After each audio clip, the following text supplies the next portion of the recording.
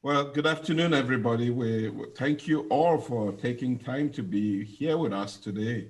The holidays are upon us, and I think it's befitting to start this by wishing you all happy holidays, and really thanking you, irrespective of the fact that the holidays are upon us, that you've taken time to be with us today, to join us in this weekly update.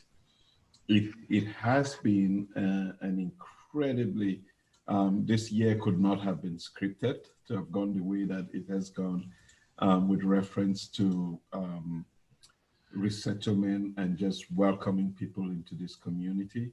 And I really want to overemphasize the fact that we couldn't have done it alone. We couldn't have done it without the help of you all. We couldn't have done it without the help of our community partners. But it's not over yet. We still have to get through the holidays. We're still going to be welcoming people, and it looks like when we get into the new year, it's going to get really hectic again. And I want, I'm truly grateful for the collaboration that we're seeing within the community, for the partners that we're working together and building together. And you just want to say this is going to be a learning process. It's not going to be easy. We've had challenges even as we are taking steps towards collaborating. We will, we would overcome those challenges. We would find answers to all the problems that arise in this process. And I'm asking for everyone's patience and understanding as we go through this process. In the end, it's a welcoming St. Louis that we're going to have. And I think when we're done with this, it's not only going to be welcoming for those who are here, but I think that they will tell stories to their brothers and sisters and friends in different parts of the country, and that St. Louis is open to welcome as many more people as this community deserves. That's how we're going to make this community vibrant and prosperous as we all want it to be. So thank you very much for that. Just to this week this meeting may not last the hour.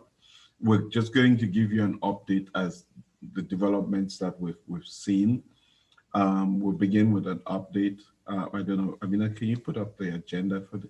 Yeah, we'll just have a weekly update, and then after that, we'll talk a little bit about resettlement activity timeline, and then we'll have some question and answers.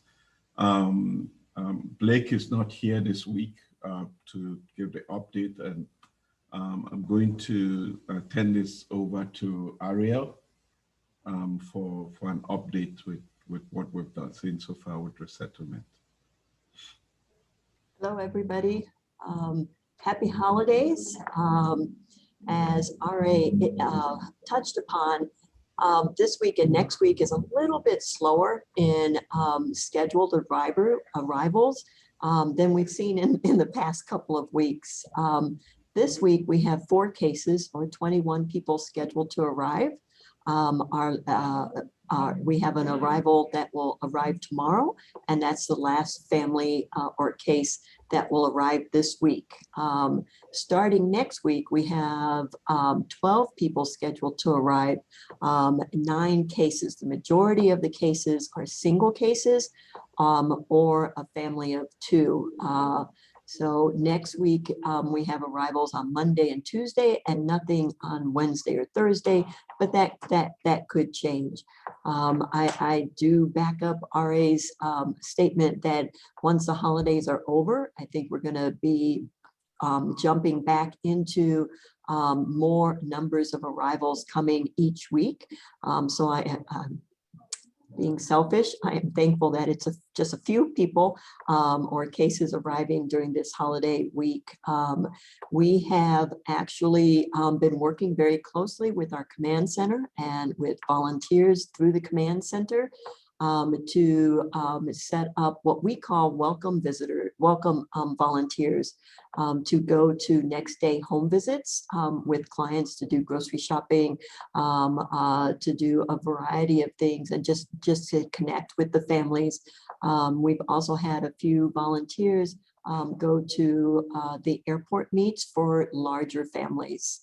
This week, we pretty much exhausted one of our extended stay America hotels, the one in Bridgeton near the airport. They no longer had multiple bed hotel rooms available, and with larger families, we needed more of that. So we are now also placing individuals at another extended stay America facility. Fantastic news. We have 2 new housing staff who started on the 16th. They are being trained by our present housing coordinator, and they're really just literally jumping in the fire and learning the ropes of how to find housing, how to set up housing, how to do home safety checks. They're working with volunteers. I know that several of you have located housing for some of the clients, so we're collaborating and coordinating all of those efforts. Our new housing staff are still very brand new. They'll technically be in training until mid-January, but they're quickly learning the ropes. As you can see, I've mentioned the command center and volunteers. If you are interested in volunteering or want to reach out to that, Carlos would be the contact for that. And his email is listed on this slide. And many of our volunteers have been with Welcome Neighbor, Oasis, and Christian Friends of New Americans, in addition to individual volunteers. The Institute, in addition to the welcome volunteers through the command center, we do have a community support program, and we have 4 families that have been selected to provide support from completely separate volunteer groups. I know it's getting a little bit complicated with these volunteers and whatnot. So what we say, any volunteers through the command center, we call them welcome volunteers. And any volunteers through the Institute's community support program, we call them community support volunteers. I hope you can keep that straight. It does get a little bit confusing. Next slide.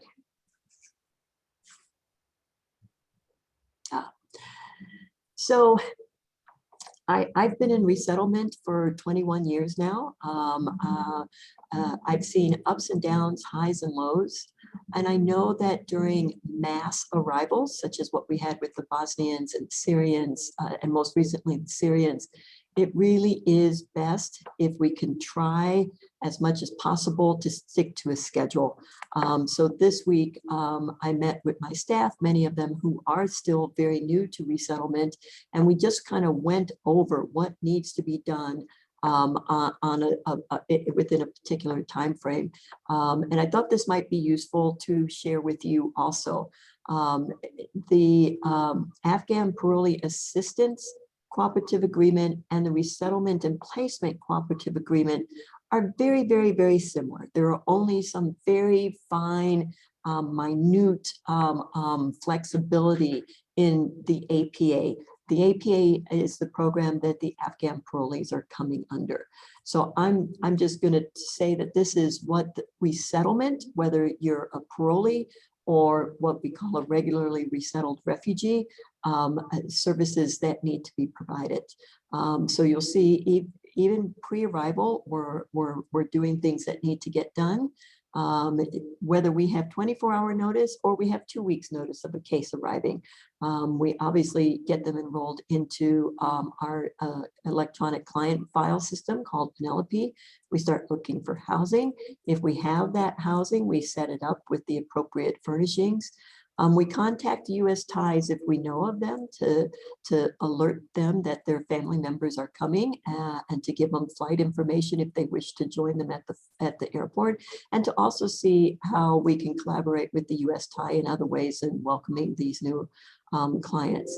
All of our Afghan parolees are going directly to hotels. unless we are able to find housing for them. I'm kind of hoping with all the single cases that are coming next week that perhaps there would be one or two single cases that could go directly to their own homes instead of a hotel. But you know, we have 5 days to see if that all pans out. We also do a home safety check, and we do initial food delivery. Basically, that is initial food for that first night. It includes a hot meal and basic groceries for 1, maybe 2 days. At arrival, obviously, we do an airport pickup. We provide that hot meal that I just mentioned. We provide $20 per adult for each case for pocket money. We give them grocery cards and we take them grocery shopping, or the welcome volunteer will take them grocery shopping with the grocery cards. Whoops. We talk to them about seasonally appropriate clothing and shoes, and where they can go to get some if they don't have any appropriate clothing. And then we do a home or a hotel safety orientation, how to use a thermostat, stoves if that's available, locks on the doors, how to use a key card, a variety of home safety instructions. We are required the next day to do a 24-hour home visit for both parolees and refugees. And typically what we're trying to do is that home visit with a welcome volunteer so that we can introduce the welcome volunteer to the family, and they can meet. We can do the home visit, and then the welcome volunteer can take the family grocery shopping. We coordinate with the command center for welcome volunteers. Command center staff, Carlos and Najib, are involved in our daily arrival meetings. So they pretty much know what's coming up and who's arriving and what needs to be done. Now, things get a little bit broader within the first week, depending on whether or not they've applied for Social Security cards. We apply for Social Security cards, schedule appointments with the Social Security office, or we try to track down the Social Security card if they've applied for it elsewhere. We also start to do ESL referrals and enrollments, whether that's here at the Institute or at another provider. One of the first things that we do is a program assessment and referral for many of our clients. We sit down and we meet with the parolee or the refugee, and we talk to them about what their goals are, what health issues they have. Are they employable? Do they want to go to work? And that allows us to be able to decide if they will be in match grant or social services or social work, additional programming in addition to their APA and or their RMP programming. We also start benefits applications. The majority of clients are eligible for food stamps, various Medicaid programs, and TANF, and if they're not, they will be available for refugee cash assistance, refugee medical assistance, which with some exceptions. And anybody know what an AR-11 is? Give me time to catch my breath. AR-11 is a change of address. Every refugee and asylee is required to notify the government every single time that they move. Their first address is typically at the Institute, and anytime they move from that first address, they then have to notify the government. And we help individuals understand how to do this. For the hotel tenants, we are showing them how to fill out an AR-11 prior to them going into their individual housing. We are not submitting that AR-11, but it's a good teachable moment where we can show them how to do it electronically so that we can repeat this over and over so that when they are on their own, you know, a year from now or whatnot, and they move, they know how to do an AR-11. Next slide.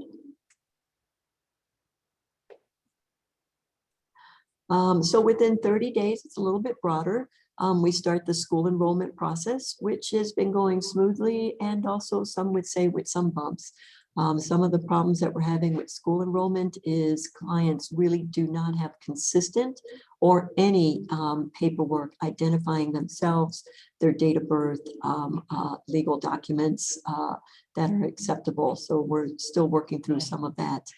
We also start the health screening process, and we start talking to clients about their resettlement goals. Now, keep in mind that this is particular to the 90-day period. So we typically will ask clients within 90 days of arrival, what is it that you're hoping to accomplish? And these are both short-term, and then we'll talk about long-term goals. What do you wish to accomplish within the last year? And how can we help you achieve those goals? We also, at about 30 days, we do the first budget, because by then we know what benefits or employment or funds that the individuals will have coming into their home. And I think that is it for the activity timeline, but I'm happy to take any questions.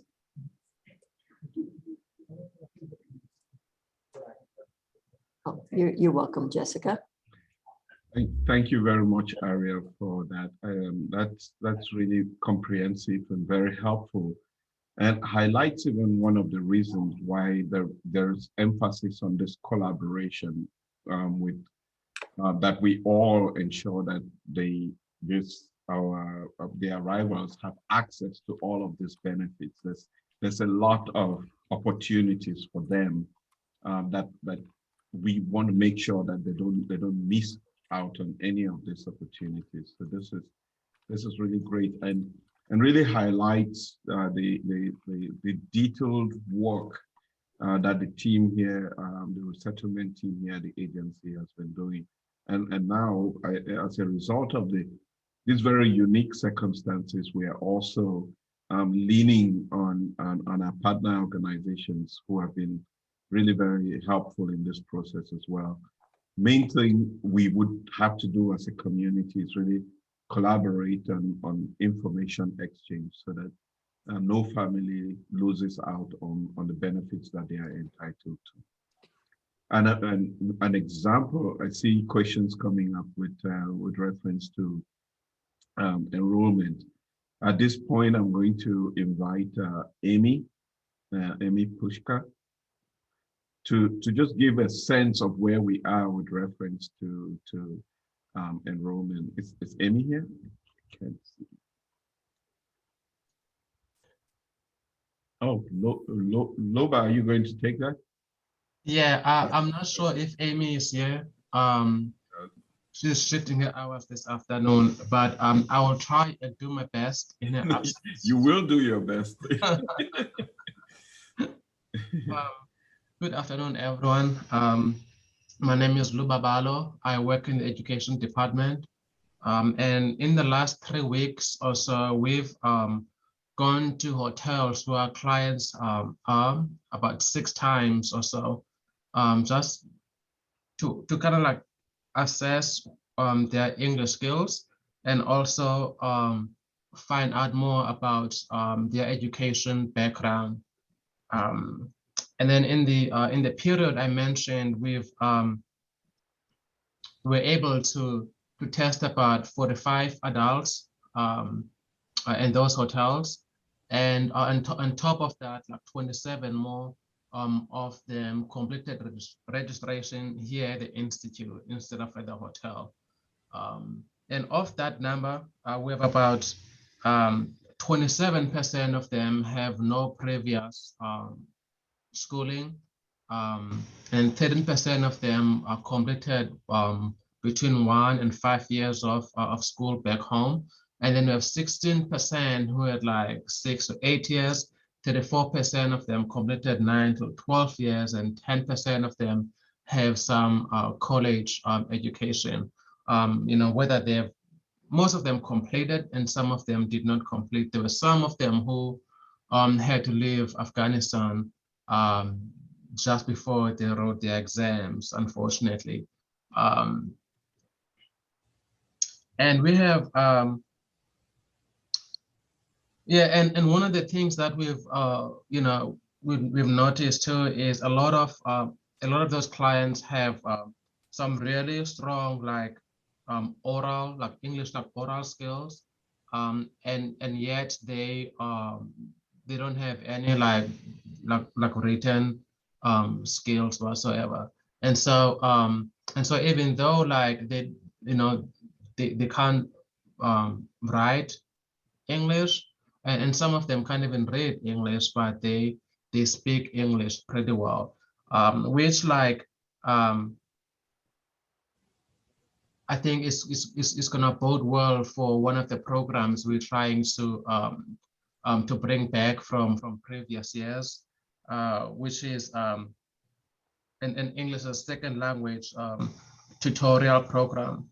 And that's something we're trying to start next year that will help a lot of our clients who have some like strong oral skills but might lack some written skills. Well, thank you very much, Loba, for that update. And I'm going to pause here just to open up for questions for both Ariel, Loba, or anybody else in the agency. I see Ala has a question about since all arrivals are by plane, so don't they require a document with legal name and birthday to check against the name of the plane ticket? Based on this, every child arriving should have a document with the legal name and birth name. Is that, Ariel, do you want to clarify on that question? Hold on. Okay, now you can hear me. I wish it worked as smoothly and as easily as that.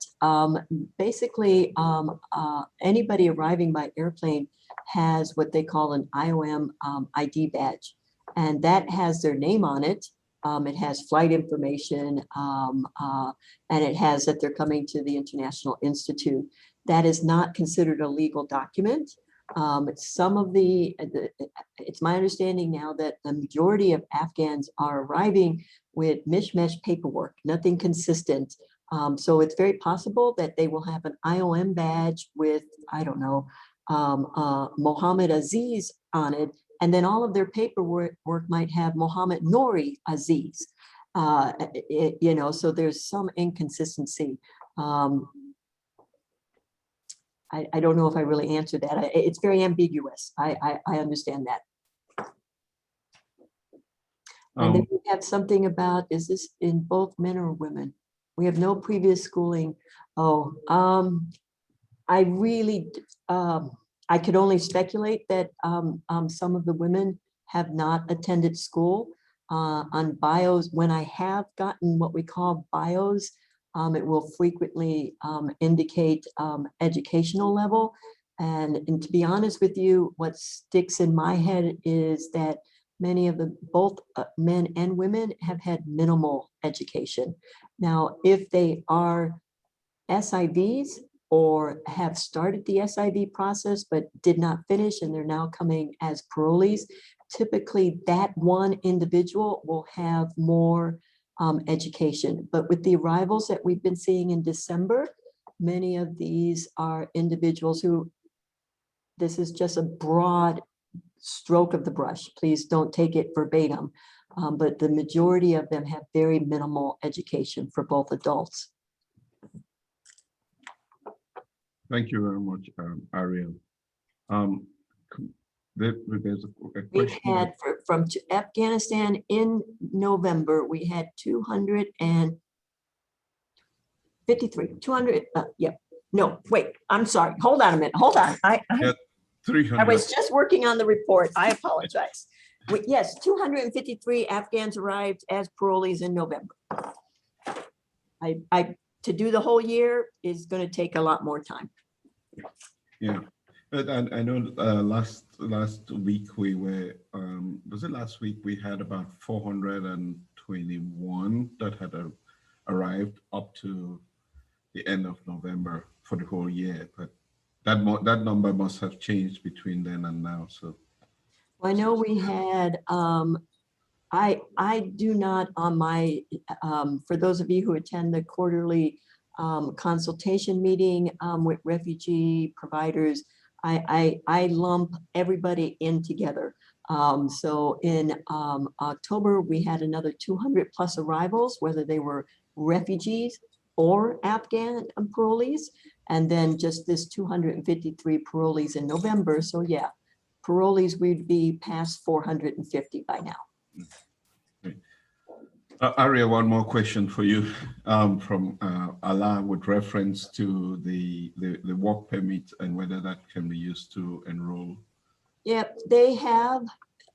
Again, it's been a hit or miss. Some have applied for work permits. Some people families have applied and others in the same family may not have applied. There's no rhyme or reason. If they've applied for a work permit on the base, the work permit the EAD card will be sent to the Institute. However, this is taking like 2 and 3 months after they arrive to the Institute to get here. So it's a very long and arduous process for us to finally get EAD cards and also Social Security cards. Anybody who's applied for those documents on a base, all of their documents are sent to the resettlement center that they're assigned to. Okay. And Ariel, are we seeing those coming in regularly? I know that they're.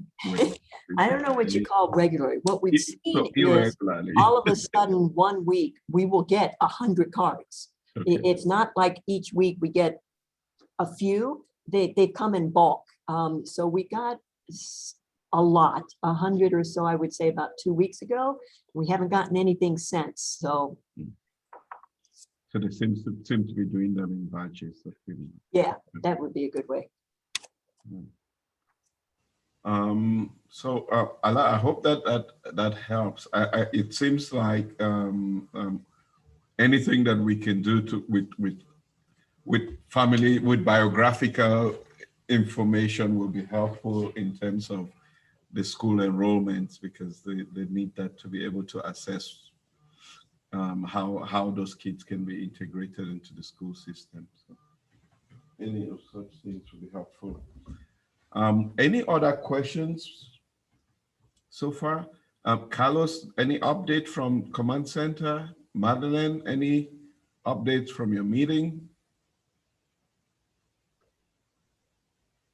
So we're continuing to update our technology here to give volunteers the support they need when going out and meeting with the families.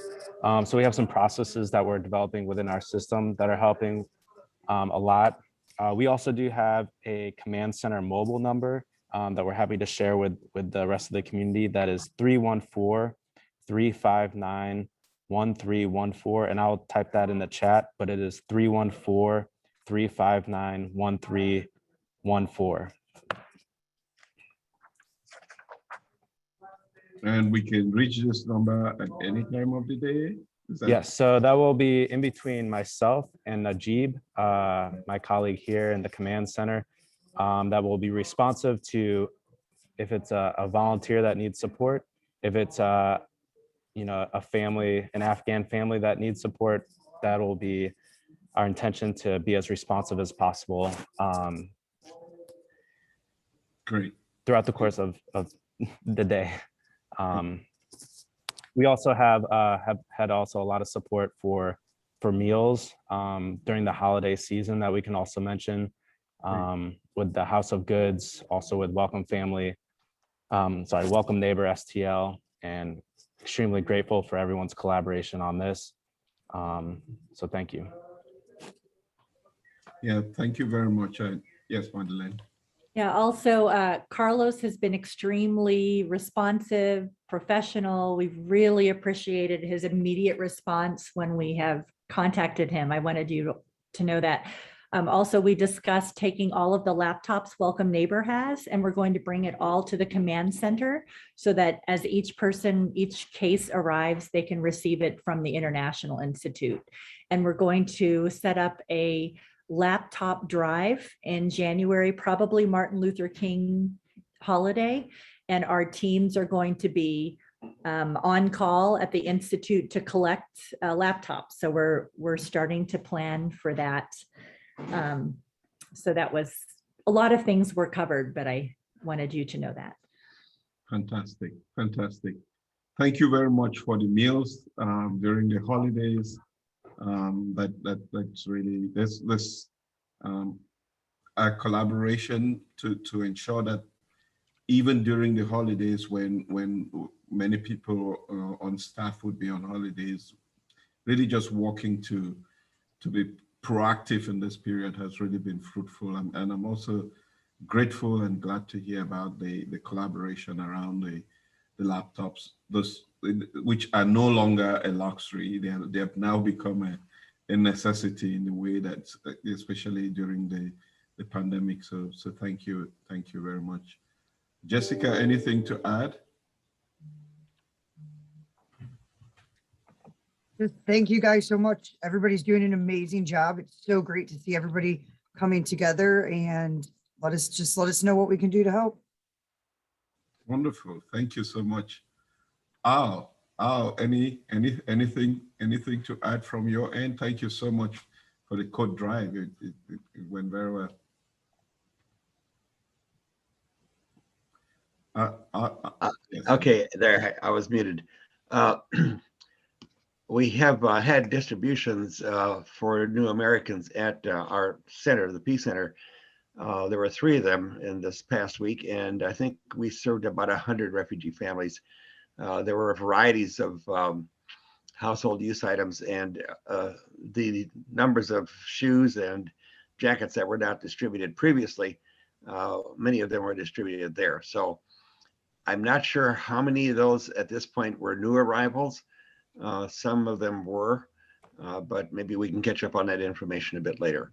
We continue to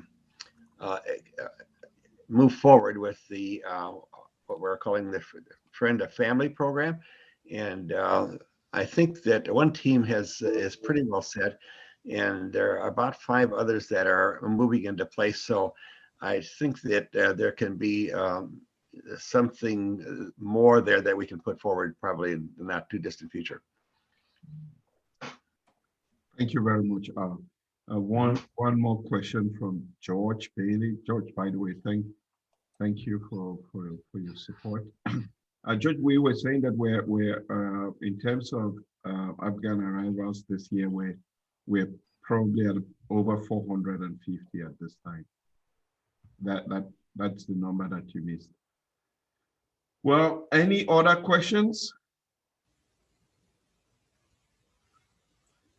I've seen none. Let me just wish everybody happy holidays. It's been incredible work. We're going to continue. We're not going to stop until every Afghan has found a place. We are making progress with reference to housing. Ariel did mention 2 people that have been brought on the team. We're going to need a lot of help in the next few weeks in terms of setting the homes, because we're seeing some housing opportunities come online. So we're going to speed that up, and hopefully we'll be reducing the number of people and the time of hotel stays as the year comes to an end. But we're very grateful for everybody's support that just keeps coming. So thank you very much, everyone for your contribution, and enjoy the holidays. We'll be back next Tuesday. It's not going to be hectic in terms of an update, but it will be worthwhile. So thank you very much, and enjoy. Thank you. Bye-bye. Thank you.